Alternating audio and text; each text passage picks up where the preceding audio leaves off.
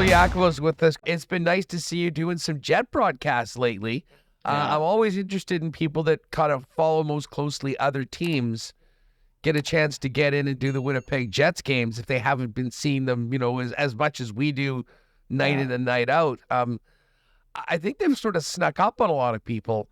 First overall, first in just about everything. Every category, yeah. I mean, what have your observations been from the Jets, particularly when doing the games and really focusing and locking in on the full 60? Yeah, well, Patty, I've been petitioning to do more Jets games because I have a blast when I do Jets games because I love watching really good teams. And the Winnipeg Jets, they just show you every time that they play how good they are in every aspect of the game. It's no secret about Connor Hellebuyck and the great player that he is and the great season that he has. And he's a big reason why the Jets are having the season that they're having. But what's impressed me the most about the Jets in all the games that I've done for them over the last 2 years is how well balanced this team is. And they're well balanced without like having, star-studded names outside of the market. I know inside the market, these guys are very popular players, but to have that type of balance that really can welcome any type of team into their building or into their game and play any type of game that you want to play and still find a way to be the better team in that game. I mean, the offense that they're getting from their blue line, I think second in the league, most points from their blue line that really has Josh Morrissey and Neil Pionk as their, offensive defensemen, as you would categorize them. The way they've been playing without Adam Lowry in the lineup goes to show you, how well coached this team is and how well dialed this team is, knowing that, look, if you're going to play on the first line, you have to play this way. If you're going to play on the second line, you have to play this way. If you're going to play in the third line, you have to play this way. It's like guys know wherever they play that lineup, they know what the job is, what's asked of it, and how they need to play. And it's so impressive to watch. And I wish I could do more games because as an analyst, doing those games are fun because there's a lot of things that you can show people about how great some of the things that they do. Look, I've been doing the Montreal Canadiens games for a long time, and let's just say it's been tough doing those games, right? I mean, the team hasn't been that good. There's been, a small month here in this season where they did show some promise, and it was a lot of fun to do them because they were winning a ton of games, and they're doing it in different ways. And, Marty St. Louis was rallying this group. Patrick Laine returning to the NHL. A lot of great stories. Lane Hudson, one of my favorite players to watch now because of the excitement he brings every time he touches the ice. But doing the Winnipeg Jets game and watching that team play on a nightly basis should be Winnipeg Jets fans should be very grateful that they get to watch a team that good every night play as good as they're playing. Carlo, one of the other things that has been, truly a revelation this year, and we can talk about Hellebuyck. He was already brilliant last year. They were fourth overall in the regular season standings last year. But this turnaround of the power play is unlike anything I have ever seen. Dude, they're clicking at 33.3% right now. We're 56 games into the season. They've got a 5 percentage point lead on the number 2 team in the league. Yeah. And have history. The Oilers' greatest power play in NHL history is 32.4, I believe. So they could break that. How are they doing it, and how is it so different than what they had last year with the same personnel, albeit Nikolai Ehlers wasn't usually on PP1? Yeah, well, they're doing it because they can score with their second power play unit too. Great point. Their second power play unit has been scoring the goals for them in their recent games. But look, familiarity, comfort, and continuity have a lot to do with any team's success and maybe any unit's success. And, Gabe Vilardi, remember last year he got hurt at the beginning of the season and kind of had to find his way into the lineup. Well, he's had a full year and a half now to get comfortable in Winnipeg playing with those two players. He understands his role. He understands how to play with those two guys. Josh Morrissey, one of the most underrated defensemen in the league, and the things that he can do with the puck. And I just think that, when you have success scoring on that power play, you just get more and more confident every time you get a power play, knowing that it's not just one option you're focused on, it's many options that you're focused on. It's Morrissey getting a quick shot from the point. It's Velarde digging a puck out from the back from behind the net. It's Connor and Scheifele going back and forth through the seam. And Ehlers is the guy out there, just patrolling the puck move and stuff like that.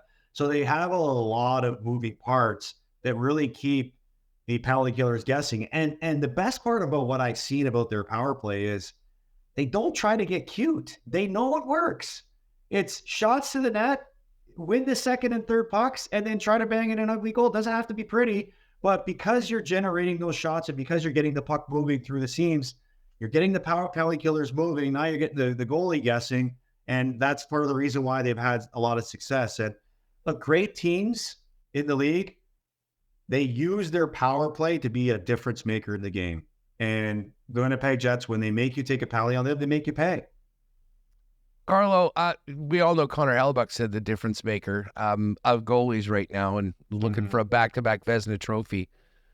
I do have a bit of a bone to pick with you. I did see you on TSN just basically saying, no, Connor Hellebuyck can't win the Hart Trophy. He's a goalie. I mean, Carey Price won it. Yeah. Dominic Hasek won it. And I will argue that Connor Hellebuyck is putting together one of the great goaltending seasons really since Hasek, in that he's leading the league in absolutely everything. Are you coming around to considering Connor Hellebuyck as the MVP of the NHL this season? Well, Patty, I'm not going to argue with you because you're going to win that argument, because I agree. He's been outstanding and his numbers back it up. He's leading in every category, and he does deserve a nod to be in that conversation. I just think that with the way hockey's evolved, and you're seeing guys score 50 goals, 60 goals in a season, you're seeing guys get close to 150 points a year. I mean, every year we're seeing 10 or more players record 100 plus points in the league. I just think that with the way the game has evolved and how much better players have gotten, voters are always going to side with the player statistics versus the goalie statistics, because the goalies have an award for themselves. It's I'd argue the trophy. I'd argue that it makes Hellebuck's numbers look that much more incredible, considering what you just laid out with the offensive talent in this league. And I'm not going to argue with that because you're absolutely right. Like I said, I just think that that's the way I think voters lean, and whether it's right or it's wrong, it's everyone's discretion to believe what the right process is. I just think that the game has come such a long way that, goalies are losing a little bit of the praise that some of them rightfully deserve. And maybe if Connor Hellebuyck continues to improve those numbers and maybe those other guys start to slow down a bit, maybe he will win it. He will definitely get a nod. I think he will be a worthy candidate. But when it's all said and done, I think a non-goalie ends up winning this award. Carlo, just before we move over to Four Nations, you've been watching the Jets lately, and you make a great point. They're incredibly deep. I mean, this winning streak they're on without Adam Lowry, who is one of their most important players. Yeah. But we're seeing David Gustafsson step up and Rasmus Kupari step up. And even Parker Ford gets called up from the Manitoba Moose when Morgan Barron's out and scores in his NHL debut. Yeah. We've long thought, and this is a similar conversation in the last few years, the Jets need preferably a top six center. They went and got Monahan last year. The blue line, you'd love to have a guy that could pop into that top four. Mm-hmm. How important is it, do you think, that the Jets add right now? And is there a danger in being too aggressive at the deadline, considering what you have and not screwing up a good thing? Yeah, no, I don't think there's a danger in it. I think, there's optimism around making any additions, because if you choose the right player that fits into what you already have, then you're making your team stronger and even more deeper. And so I think the one thing that the Jets have to be careful for, and maybe, try to target more of, is if you're going to make a big trade for a guy that is going to be there beyond this season, not just a rental player like Monahan, which was a great addition at the time they made it. Don't get me wrong. But I just think it's important for the Jets that if they're going to use the assets that they have, it would be more important to find guys that are going to stay with this group beyond this season, because it could help them sustain the success that they're having right now even longer. And, it'll probably cost a little bit, but I don't think we need to hide the elephant in the room that, the Winnipeg Jets usually have a hard time recruiting UFA free agents, top UFA free agents. So if you can find that guy to trade and it's going to cost you a little more to do it, I mean, that would be where I would start with this group, because look, I don't think you're making a trade with any intent to make your team worse. You're always making a trade to make your team better. And there's always times in the season where you have to deal with adversity. The Jets did it after that opening stretch of winning 14 of their first 15 games. They found a way to bounce out of it nicely, but you'd have to think with 20 plus games left here, they might hit a little bit of a bump in the road here. And you want to make sure you set yourself up. Look, any team that goes on a deep playoff run, they're probably running through, 16 forwards and 8 or 9 defensemen. Can we say that the Jets are deep enough to supply those type of players if somehow they have to face adversity with an injury? I don't think you want to let a season like this.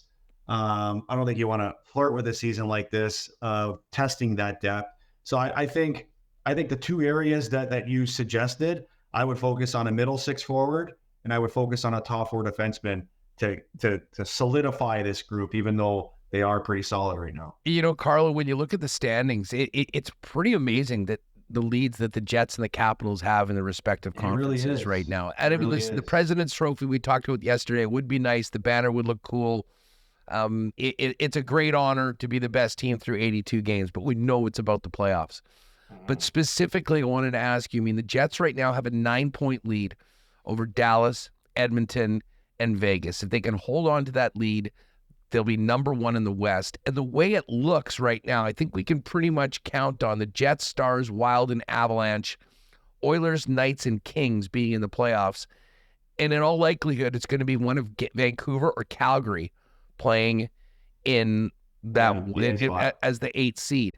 How important is it, do you think, for Winnipeg to win that West and allow a team? Well, right now it's the Colorado Avalanche, who've been their sort of boogeyman last year. That way last year. Move over to and play a team like Edmonton in the first round. Yeah. And also the importance of just getting through that first round and what that'll do for a team that's fallen up short in the first round the last 2 seasons against very good teams. Well, they always say, and we know that firsthand in Toronto here, that the first round of the playoffs is always the hardest to win, right? Because you have 16 teams that are all starting fresh that all believe that they have a chance to win. And that's why you see as many upsets as you see in the hockey playoffs versus any other leagues where, it doesn't matter. I think we see year after year, it doesn't matter how good your regular season is. This playoffs is a completely different season. So I think for the Jets, I don't think you need to get into that game of what a better matchup is. When you're a top team in the league, you just want to put yourself in the best position to have success. And the best position for the Jets would be, finish as high as they can finish, in both the league and in the division. Have everybody healthy and, focus on using home ice advantage to your advantage. That's why you play the regular season, because if you start getting into this game of, who's the better matchup, you kind of lose focus on just your own identity. And I've been through that. I've been through that in my career where you're entering the playoffs. You're like, who should we play? Who should we not play? What's the better matchup? At the end of the day, if you're going to go on a deep run, you got to play good teams anyways. So just get in, get healthy, and just worry about keeping your own identity and let teams have to adjust to you instead of you having to adjust to them.